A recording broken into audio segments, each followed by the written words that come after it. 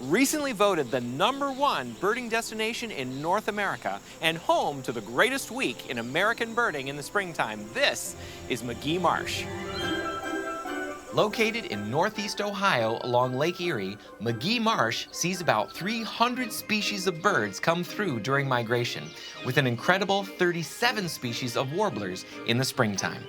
Tens of thousands of people literally come from all over the world in April and May to see the warblers and the many other special birds that stop and rest here as they cross the Great Lakes.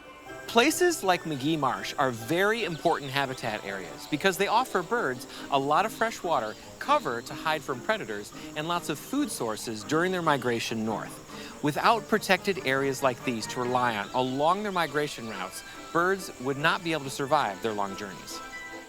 Birding is so much fun.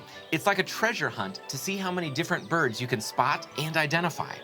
So here are a few quick tips on how to birdwatch. First, keep quiet and listen for bird sounds.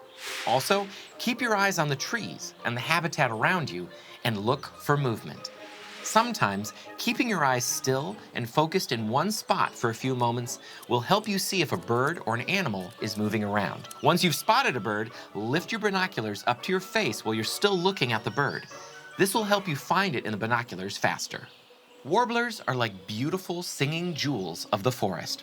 They are one of the most common songbirds in America and are found in every state. Since their main food is insects instead of seeds and nuts, you won't see them at your bird feeders.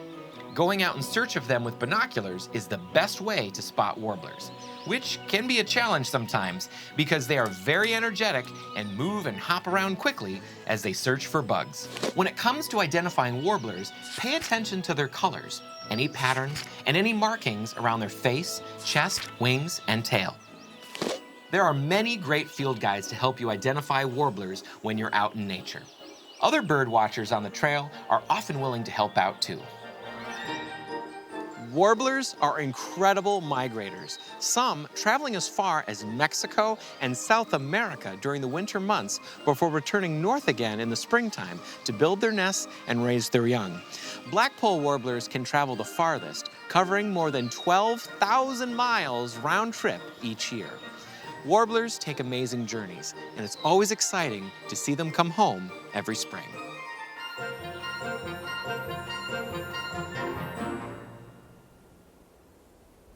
We're here at the Kalamazoo Valley Bird Observatory, where throughout the year they capture, band, and release birds so that we can learn more about them, like where they go and how far they travel.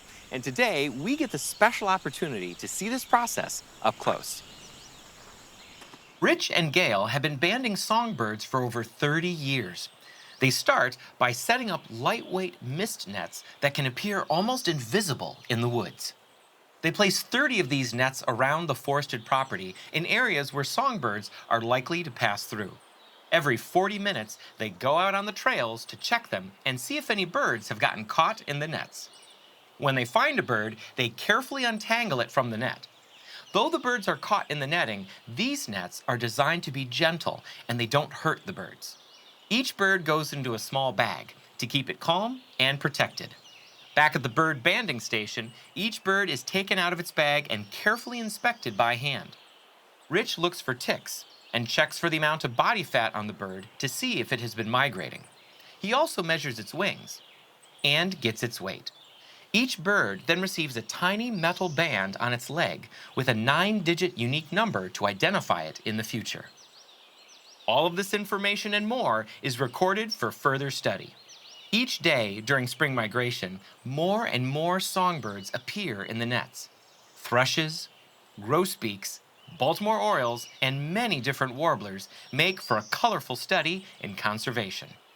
When the birds are done being inspected and banded, it's time for them to be released again, back out into the wild, flying free the way God intended. Studying birds and other animals is part of caring for creation and fulfilling God's command to us in Genesis 2:15 to tend and watch over His world. The more we learn about nature, the better we can take care of it and be better stewards. Being a steward is caring for something that isn't ours. And this world we live in isn't ours, it's God's. And that's really what conservation work is all about, studying and caring for this world that God has entrusted to us.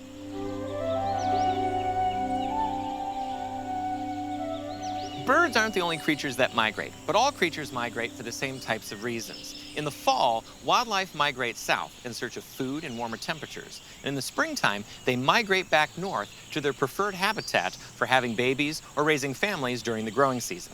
Lots of different creatures migrate in North America, including elk, certain species of butterflies and dragonflies, hawks, owls, eagles, songbirds, and waterbirds.